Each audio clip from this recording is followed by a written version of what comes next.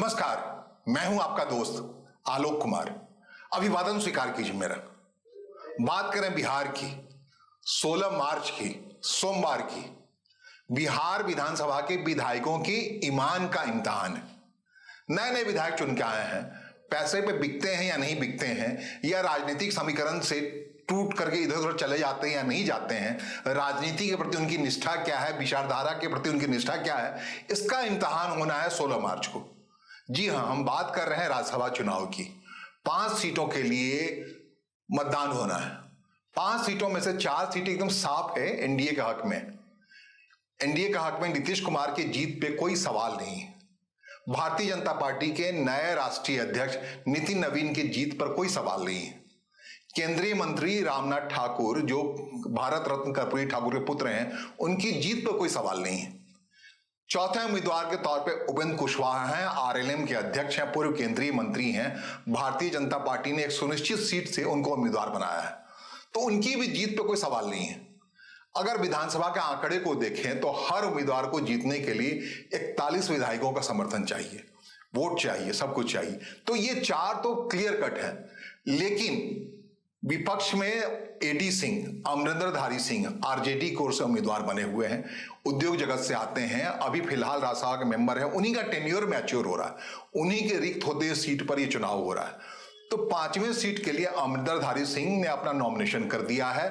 RJD ने उनको मैदान में उतार रखा है। आरजेडी के बारे में बता दें कि 25 विधायक ही जीते हैं उनके इस विधानसभा में। कुल मिलाकर आप देखें, इंडी गठबंधन की पूरी संख्या को जोड़ लें तो उसकी संख्या 35 बनती है। 243 सदस्यीय बिहार विधानसभा में एनडीए को बिहार के लोगों ने प्रचंड जीत दिलाई थी। 202 की संख्या है उनके विधायकों की। 85 जेडीयू के, 89 बीजेपी के और बाकी सहयोगी दलों के, उसमें से आरएलएम ले लीजिए, हम ले लीजिए, 19 ले लीजिए आप, लोक जनशक्ति पार्टी रामविलास के, चिराग पासवान की पार्टी के। तो कुल मिलाकर 202 सदस्यों को जितवा के पहुंचा है एनडीए के पार्टनर की ओर से। और अगर चुनावी आंकड़े में बात करें, विधायक दल की संख्या बात करें, तो मट्टी पलीद हुई है तेजस्वी की पार्टी की। तेजस्वी जीतने के बाद, चुनाव जीतने के बाद, विधानसभा के सत्र में शुरुआत में शामिल होने के बाद चले गए थे विदेश महीने भर के लिए। उस समय लगातार ये बात उठी थी, जो 25 विधायक आरजेडी के हैं उसमें 17-18 विधायक टूटने को तैयार है। ऐसा मुमकिन है या नहीं, ये 16 तारीख को पता लगेगा। इनके ईमान की परीक्षा होगी। हाँ, आपको याद दिला दिए, चुनौती जो एक सीट पे चुनाव की चुनौती है, एडी सिंह जिसको चुनौती दे रहे हैं, वो भारतीय जनता पार्टी के शिवेश राम है। शिवेश कुमार को भारतीय जनता पार्टी के पुराने नेता थे मनीराम जी, उनके पुत्र हैं शिवेश कुमार, उनको भारतीय जनता पार्टी ने मैदान में उतारा है। रविदासी से आते हैं, दलित समाज से आते हैं। शिवेश राम के जरिए भारतीय जनता पार्टी भविष्य में दलितों की पॉलिटिक्स करना चाहती है और इस लिहाज से उनका जीतना सुनिश्चित करना बहुत ही महत्वपूर्ण है। इसके लिए उत्तर प्रदेश से कई नेता आए हुए हैं, अपने साथ मोबिलाइज कर रहे हैं। पर्यवेक्षक के तौर पे छत्तीसगढ़ के उप मुख्यमंत्री उमेश शर्मा है, उनको बुलाया गया है। उसके अलावा हर्ष मल्होत्रा हैं, पूर्वी दिल्ली के सांसद हैं, भारतीय जनता पार्टी केंद्रीय मंत्री हैं, वो दोनों मुस्तैद हैं। शिवेश राम को राज्यसभा में जिताने के लिए विपक्ष के 3 वोटों का इंतजाम करना है। 3 वोट का इंतजाम हो जाए तो हो सकता है विपक्ष की लाज थोड़ी बच जाए। लेकिन जो हालात हैं, जमीनी हालात जो है, उसमें लगता है कि बड़ी संख्या में शिवेश राम को वोट मिल जाएगा। अगर ऐसा होता है तो विपक्ष, जो वैसे ही जनता की नजर में उतारी जा चुकी थी, नवंबर के निर्णय में पता लगा था, उसकी हालत और भी मट्टी पलीद हो सकती है। ये चुनाव का अवसर ऐसा होता है, इसको उलट भी हो सकता है, ऐसा नहीं है। जो हालात है बिहार के अंदरूनी राजनीति की, जब से ये फैसला आया है मुख्यमंत्री नीतीश कुमार को राज्यसभा भेजा जाएगा, मुख्यमंत्री की कुर्सी से हटाया जाएगा, 20 साल से उनका जड़ जमा हुआ है। उस जड़ में मट्ठा डाल दिया है। राजनीतिक कारणों से हुआ है, जिस भी कारणों से हुआ है। ये तो सोशल मीडिया पे पोस्ट करके नीतीश कुमार ने कहा था उनकी इच्छा है इसलिए जात, लेकिन भला राजनीति में ऐसी भी कोई इच्छा होती है? जो मुख्यमंत्री राज्यसभा का उम्मीदवार तय कर रहा हो, जब लालू प्रसाद यादव, याद कीजिए, राबड़ी देवी मुख्यमंत्री थी, तब कैसे कैसे लोगों को राज्यसभा भेजा जाता था। कहते हैं बावर्ची तक को भेज दिया गया, नौकर तक को राज्यसभा भेज दिया गया। तो अब मुख्यमंत्री नीतीश कुमार, जो ऐसे लोगों के राज्यसभा भेजने की क्षमता रखते हैं, वो कह रहे हैं हम जाएंगे, उनका जी मचल गया कि हम राज्यसभा जाएंगे। ऐसा भी भला क्या होता है पॉलिटिक्स में? तो इस बात को लेकर काफी गहमा गहमी है। जेडीयू, जनता दल यूनाइटेड, जिसके 85 विधायक हैं, उसके अंदर ही काफी खदबदाहट है। जातिगत समीकरण की बात करें तो लवकुश की पॉलिटिक्स वहां बड़ी इंपॉर्टेंट चलती है। कुशवाहा कुर्मी कोयरी की पॉलिटिक्स। तो उस पॉलिटिक्स में कई विधायकों के मन में, कहते हैं राज्यसभा के चुनाव में मतदान करने वालों के बारे में उसकी पहचान बड़ी छिपी रहती है, पता नहीं कौन किसके लिए वोट कर जाए। तो जो एक बड़ा संख्या बल है, 202 का संख्या है एनडीए के हक में, उसके लिए महज 3 वोट चाहिए 41 की संख्या पाने के लिए। 38 वोट तो है, अगर संख्या बल की बात करें तो शिवेश राम के पास 38 वोट है, सिर्फ 3 वोट का इंतजाम, 39, 40, 41, 3 वोट के इंतजाम करने की जरूरत है विपक्ष से।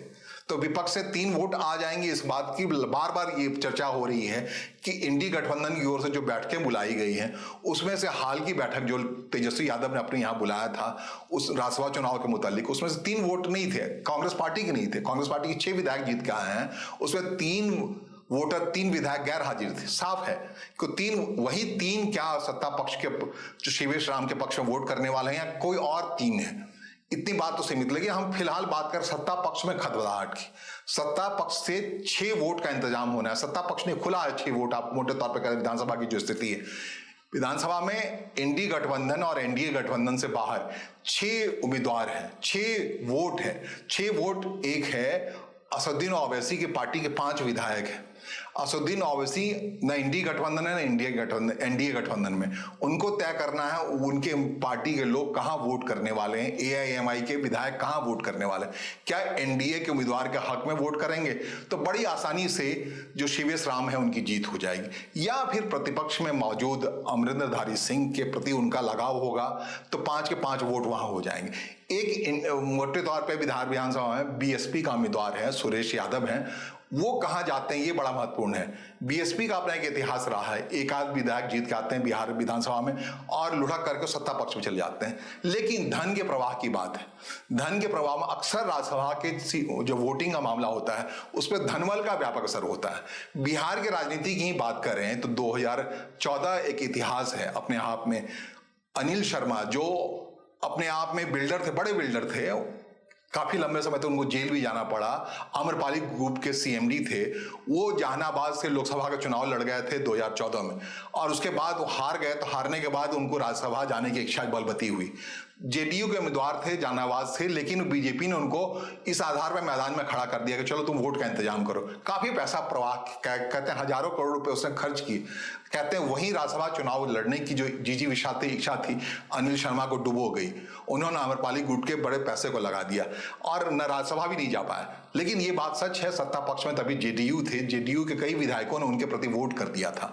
भारतीय जनता पार्टी की बड़ी जीत हुई थी उसमें, उन्होंने सत्ता जो पलट करके चले गए थे नीतीश कुमार आरजेडी के साथ सरकार बनाने के लिए, तो उन्होंने नीतीश कुमार की पार्टी से कई वोट अनिल शर्मा के हक में, इंडिपेंडेंट कैंडिडेट थे, उनके हक में दिलवा करके सरकार का जो ईमान है, हनक है, उसको कमजोर कर दिया था उस समय। तो ये इतिहास रहा है। तो क्या ऐसी सूरत बनने वाली है अमरिंदरधारी सिंह के लिए? क्या वो सत्ता पक्ष में धनबल के जरिए, ठीक है ओवैसी के पार्टी के 5 विधायक को ले आएंगे, बसपा के 1 विधायक को ले आएंगे, इतने वर्ष से बात बन जा रही है, लेकिन उसके अलावा क्या वो भारतीय जनता पार्टी या जेडीयू के अंदर से बहुत सारे उम्मीदवारों को तोड़ करके अपने आप को वोटिंग करा लेंगे? ऐसा मुमकिन है क्या? ऐसा नामुमकिन हो, इसको लेकर भारतीय जनता पार्टी दिल थाम करके काफी इंतजाम कर रही है। उसने छत्तीसगढ़ के उप मुख्यमंत्री उमेश शर्मा को पर्यवेक्षक के तौर पे पटना भेज दिया, वो डेरा डाले बैठे हैं। ठीक उसी छत्तीसगढ़ के चुनाव के प्रबंधन की जिम्मेदारी हुआ करती थी राष्ट्रीय अध्यक्ष जो नए हैं नितिन नवीन के हक में, और उन्होंने छत्तीसगढ़ में बहुत बड़ा चमत्कार किया। इसके एवज में उनको राष्ट्रीय अध्यक्ष बनाया गया। कहते हैं उसी छत्तीसगढ़ से उमेश शर्मा बुलाया गया, वहां उप मुख्यमंत्री हैं इस चुनाव प्रबंधन को देखने के लिए। इसके अलावा केंद्रीय मंत्री हैं हर्ष मल्होत्रा जो पूर्वी दिल्ली से सांसद है, उनको भी लगा दिया गया पटना में, दिन रात अपनी सारे विधायकों पर निगरानी रखे हुए हैं। ऐसा ना हो कि भारतीय जनता पार्टी या जेडीयू की ओर से ही कुछ वोट छिटक करके चला जाए प्रतिपक्ष में, और जो एक छोटी सी मार्जिन से जीत संभव है, शिवेश राम के लिए संभव है, वो मामला बड़ा बड़ा हो जाए और मुंह पे कालिक पूज जाए एनडीए का। जनता ने प्रचंड बहुमत तो दे रखा है, 202 की सीट बड़ी संख्या होती है, 243 सीट वाली विधायक विधानसभा के अंदर 202 है एनडीए के पास, उसमें से 38 सीट है, 38 वोट है पहले शिवेश राम के हक में। अगर संख्या बल की बात करें विशुद्ध तौर पे तो सिर्फ उनको 3 का इंतजाम करना है। 3 के इंतजाम के लिए आपको हमने कहा कांग्रेस पार्टी मजबूत निशाने पर है, सबके निशाने पर है। 6 विधायक हो उसमें, और 3 विधायक उसके नहीं आए थे पिछले जब इंडी गठबंधन की बैठक हुई थी तेजस्वी यादव के घर पे उस आवास पर वहां नहीं 3 मौजूद थे, क्या वही 3 छिटक करके भारतीय जनता पार्टी के उम्मीदवार शिवेश राम के लिए वोट करने वाले हैं या कोई और उस 6 में से 3 है? क्योंकि बराबर ये बात होती रही है जब से चुनाव परिणाम आया है कि कांग्रेस पार्टी टूट के जेडीयू में आ सकती है। ऐसा हो रखा है, इतिहास है मौजूद।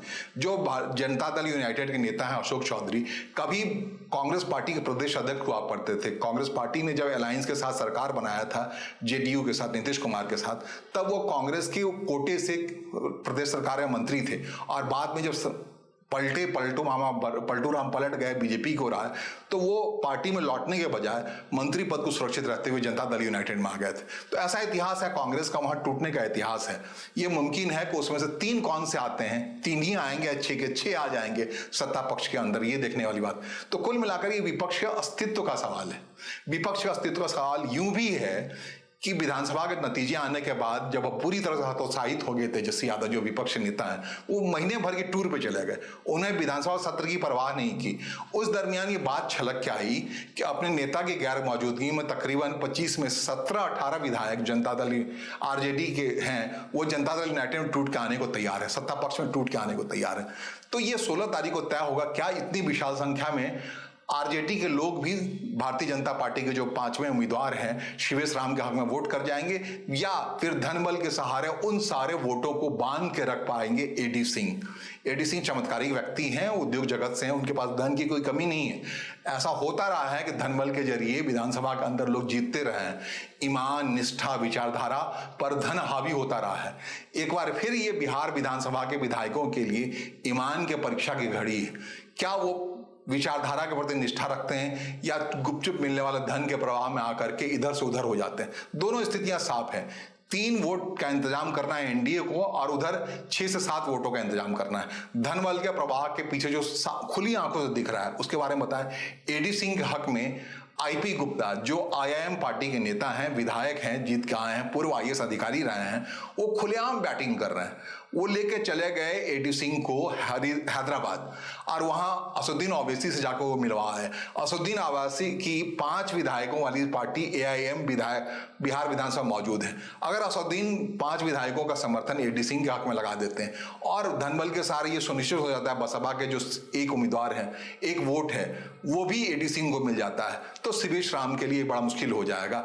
विपक्ष अपनी पूरी संख्या में अगर सामने आ जाता है तो 41 वोटों का इंतजाम कर लेता है। 35 जो संख्या है मोटे तौर पे, कांग्रेस पार्टी का 25, आरजेडी का, कांग्रेस का 6, लेफ्ट का 4, तो कुल मिला के 10 की संख्या उधर है, 35 संख्या है और इसके अलावा 5 एआईएम की विधायकों की संख्या है, 1 बसपा के विधायक की संख्या, ये कुल मिला के 41 विधायक बन जाते हैं। इन 41 विधायकों का ही सिर्फ वोट मिल जाता है एडी सिंह को, तो जीत जाएंगे, शिवेश राम की हार हो जाएगी। इसके उलट अगर 3 विधायकों का इंतजाम उधर से कर लेते हैं शिवेश राम, या शिवेश राम के हक में बैटिंग करने आया उमेश शर्मा, या फिर चमत्कार दिखा पाते हैं। बहुत लंबे समय से हर्ष मल्होत्रा के बारे में, उनके चुनावी मैनेजमेंट के बारे में लंबे समय तक कहा जाता रहा है। उनकी इसी पात्रता की वजह से उनको गौतम गंभीर को हटा करके पूर्वी दिल्ली से उम्मीदवार बनाया गया और चुनाव जीते हैं। तो दक्ष व्यक्ति हैं। कहते विनोद तावड़े राज्यसभा के उम्मीदवार बन रहे हैं महाराष्ट्र से, वो चले गए, पहले वही पर्यवेक्षक की भूमिका हुआ करते थे। उनकी गैर मौजूदगी में राज्यसभा का चुनाव क्या एनडीए के लिए मुस्कुराने वाला चुनाव होगा? क्या वो अपना ईमान बचा जाएगी, अपनी प्रतिष्ठा बचा जाएगी, या जो हालात हैं, अंदरूनी हालात जो विकट बने हुए हैं नीतीश कुमार के दिल्ली भेजे जाने से, उसका दुष्परिणाम देखने को मिलेगा एनडीए को? या फिर दूसरा स्थिति ये है कि क्या विपक्ष अपने अस्तित्व को बचाए रख पाएगा? क्या कांग्रेस पार्टी यथावत बनी रहेगी 6 विधायकों वाली, या उसके लोग टूट के चले आएंगे? या फिर जो अभी बुरा दौर चल रहा है राजनीति में तेजस्वी यादव का, उनको और भी मुंह की खानी पड़ेगी? आरजेडी में ही कोई बड़ी टूट फूट का मामला देखने को मिलेगा 16 मार्च को। क्या होता है, क्या नहीं होता है, इस बारे में आपको तत्काल हम जानकारी देने की कोशिश करेंगे। फिलहाल मेरे साथ बने रहने के लिए आपका आभार। नमस्कार, धन्यवाद।